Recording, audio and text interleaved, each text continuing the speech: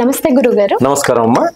Sir, ఇప్పుడు ఈ June మాసంలో కర్కాటక రాశి వారికి ఆర్థిక పరంగా, వృత్తి, వ్యాపార రంగాల్లో ఎలా ఉండబోతుంది? ద్వాదశ రాశుల వారికి గోచార రీత్యా ఎలా ఉండబోతుంది? కర్కాటక రాశి వారికి గోచార రీత్యా ఏ విధంగా ఉందో ముందుగా తెలుసుకుందాం. అలాగే కర్కాటక రాశి వారికి గ్రహస్థితి కూడా ఏ విధంగా ఉందో మనం తెలుసుకుందాం.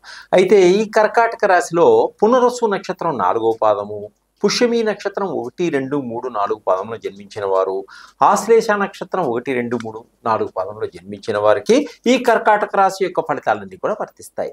అలాగే మీ పేరులో ఉన్న మొదటి అక్షరం హీ, హూ, హే, హో, ద, డి, డు, డే, డో అనే అక్షరములు మీ పేరులో మొదటిగా గల వారికి కూడా ఈ కర్కాటక రాశి యొక్క ఫలితాలన్నీ కూడా వర్తిస్తాయి.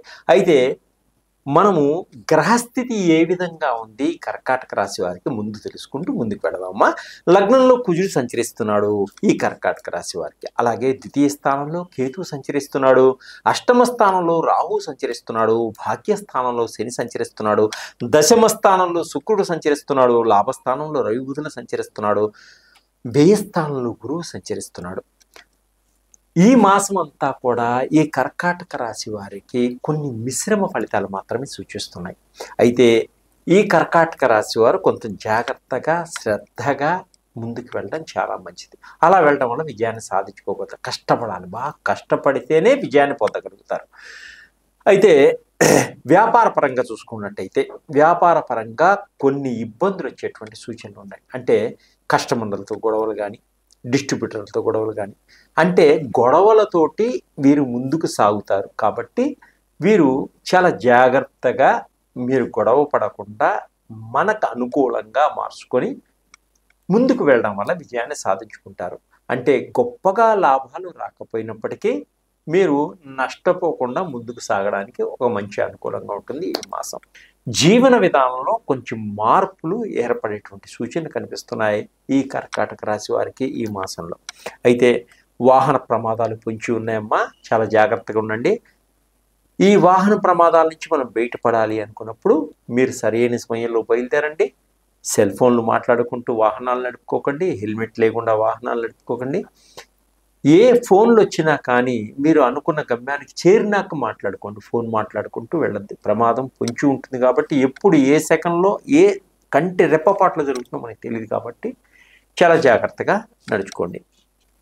అలాగే ఏ పని ప్రారంభించినా కొంచెం లేట్ అవుతూ ఉంటుంది. ఆ లేట్ అవ్వకుండా మీరు బాధపడకుండా గట్టిగా ప్రయత్నం చేసుకోండి. అంటే నిరుత్సాహపడకుండా గట్టిగా ప్రయత్నం చేసుకోవడం వల్ల ఆ పనిని పూర్తి చేయగలుగుతారు. అయితే మీకు అంతర్గత శత్రువులు ఉంటారమ్మా, వారిని మీరు గమనించలేరు.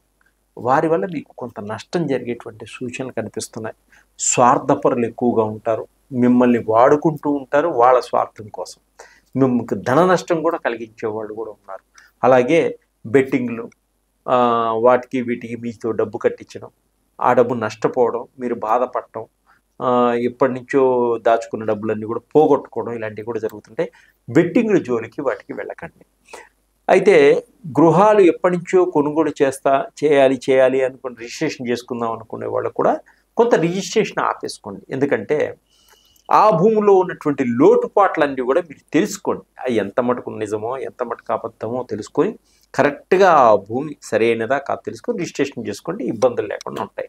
అయితే వాహనాలు కొనుగోలు చేసేటప్పుడు కూడా మీరు ఏదైనా సెకండ్ హ్యాండ్ వాహనాలు కొనుగోలు చేసేటప్పుడు కూడా దానికి ఏమైనా యాక్సిడెంట్లు అయినా, ఏ రిజిస్ట్రేషన్ ఎట్లా ఉంది, ఇవన్నీ కూడా తెలుసుకోండి. దాని గురించి పరిపూర్తిగా తెలుసుకొని చేసుకోవడం వల్ల మీకు లాభదాయకంగా ఉంటుంది. అప్పులు కూడా ఎవరికి ఇవ్వకండి, ఇస్తే తిరిగి రావు.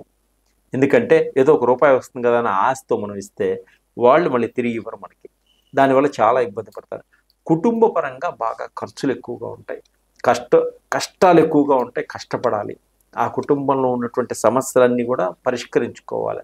ఒక బాధ్యతాయుతంగా కుటుంబాన్ని నడుపుకోగలగాలి. అలాగే కుటుంబానికి కొంత దూరంగా వెళ్ళేటువంటి సూచనలు కనిపిస్తున్నాయి ఈ రాశి వారికి.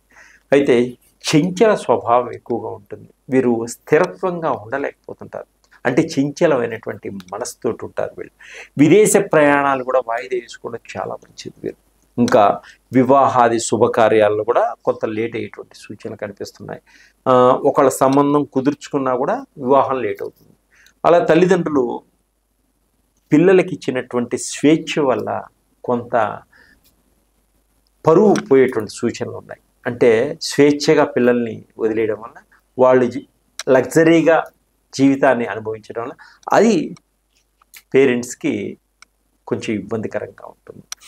అయితే వీళ్ళు సినిమా రంగంలో ఉన్న వాళ్ళకు కూడా మంచి అవకాశాలు వస్తాయి. వచ్చిన తర్వాత మీకే ఇస్తామని చెప్తారు, తర్వాత మళ్ళీ చూస్తే వేరే వాళ్ళకి ఇస్తారు షూటింగ్. నాకు ఇచ్చింది కూడా అయిపోయింది అనుకుంటారు. అంటే ఇచ్చిన అవకాశాన్ని కూడా మళ్ళీ వాళ్ళు రిటర్న్ తీసుకోవడం కూడా జరుగుతుంటుంది. ఇలాంటివి కొన్ని జరుగుతుంటాయి. ఆల్మోస్ట్ ఆల్ మిశ్రమ ఫలితాలు ఉన్నాయి. అంటే ఎంత కష్టపడాలి, కోపాన్ని తగ్గించుకోవాలి, ఆవేశం తగ్గించుకోవాలి, చంచలమైన మనసుని కాకుండా స్థిరత్వంగా ఉండగలగాలి. ప్రేమికులు కూడా ఒక నిర్ణయానికి రావాలి, వాళ్ళ ప్రేమకి పెద్దలతో ఒప్పించుకోగలగాలి. కానీ పెద్దలు కూడా ఈ సమయంలో ఒప్పుకోరు, వాళ్ళని నిదానంగా ఒప్పించుకోవాలి. విదేశాలకు వెళ్ళాలన్నా కొంత వాయిదా వేసుకోవాలి. వివాహం కోసం ప్రయత్నం చేస్తూ వివాహం కుదిరినా కూడా వివాహానికి పెళ్ళికి కొంత టైం పెట్టుకోవాలి. ఇలా చేసుకోవడం వల్ల ఈ మాసంలో ఈ రాశి వారికి కొంత బాగుంటుంది. తర్వాత ఈ మాసం తర్వాత వాళ్ళకి బాగుంటుంది. మీరు చేసుకునే పరిహారాలు ఏమైనా? వీళ్ళ పరిహారాలు ఎటువంటి పరిహారాలు చేసుకోవాలంటే అమ్మవారిని ఎక్కువగా ధ్యానం చేసుకోవాలి. అలాగే నవగ్రహ స్తోత్రం చేసుకోవాలి. వీలుంటే 27 ప్రదక్షిణాలు రాగి చెట్టు చుట్టూ ప్రదక్షిణం చేసుకుంటే ప్రతిరోజు వీళ్ళకు ఉన్నటువంటి గ్రహ దోషాలన్నీ కూడా కొంత మటుకు తగ్గిపోయి ఉద్యోగాలు లేని వాళ్ళకి ఉద్యోగాలు వచ్చేటువంటి సూచనలు ఉన్నాయి. కొంత వివాహం కాని వారు కొంత, అంటే ఈ దోష పరిహారాన్ని చేసుకోవడం వల్ల అన్ని ఫేవర్గా వచ్చేటువంటి సూచనలు కనిపిస్తున్నాయి. సర్వే జనా సుఖినో భవంతు.